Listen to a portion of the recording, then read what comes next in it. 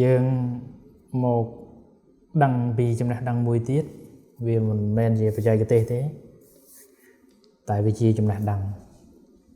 chẳng ở đây là nhau trong bằng hai ní cứ Obama thaประเทศไทยเนี่ยประเทศไทยนี่คือ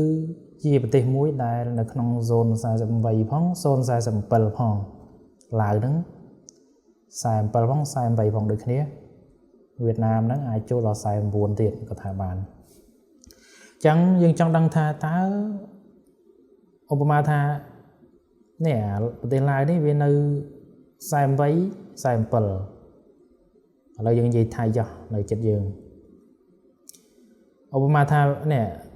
ថៃនេះវានៅ47ផង48ផងតើយើងដឹងថាតើកន្លែងណា47កន្លែងណា48ឯងចឹងនេះគឺជាចំណោទមួយដែលកាលណាយើងដាក់ប្រព័ន្ធយាមការខុសโซนគឺកម្រិតលំអៀងក៏ខុសដែរក៏កើតមានដែរចឹងយើងត្រូវធ្វើម៉េចដើម្បីងាយស្រួលចឹងគេមានទិន្នន័យស្រាប់ទេ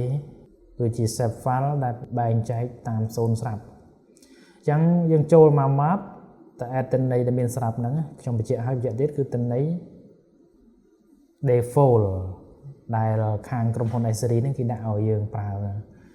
បងប្អូនខ្លះក៏គាត់ប្រើហើយអ្នកខ្លះអាចនឹងមិនដឹងអូខេចូលមក map នេះចូលមក add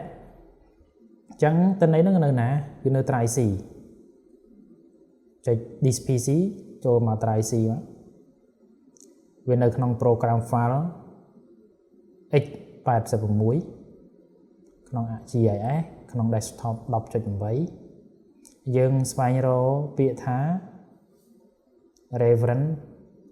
system បើคลิกវាមកវាមានទិន្នន័យ global ច្រើនអ្នកនរគ្នាមានពេលអាចទាញដាក់មើលថាវាអាចប្រើការបានឬអត់តែខ្ញុំជឿថា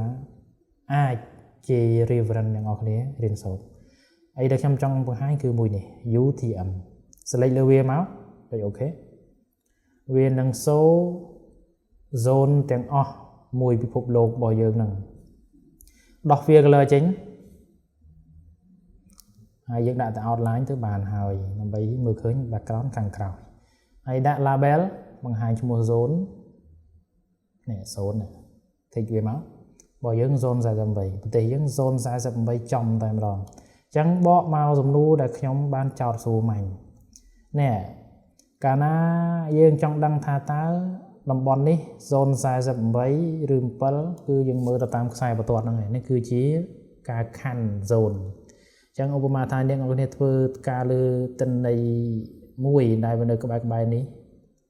កាលណាយើងជ្រើសយក zone ខុសគឺវាមានកម្រិតលំអៀងហើយអញ្ចឹងការដែលបញ្ជាន់មើល zone ដើម្បីជ្រើសប្រព័ន្ធយាមការត្រូវគឺមានសារៈសំខាន់ខ្លាំងណាស់អញ្ចឹងវីដេអូនេះគឺមានអត្ថប្រយោជន៍គួរសមជាពិសេសបងយោធាខ្ញុំជឿថាអាចប្រើច្រើនបងប្អូនយើងខ្លះមិនទាន់ដឹងអាចយកចិត្តទុកដាក់មើលវីដេអូនេះបាទសូមអរគុណ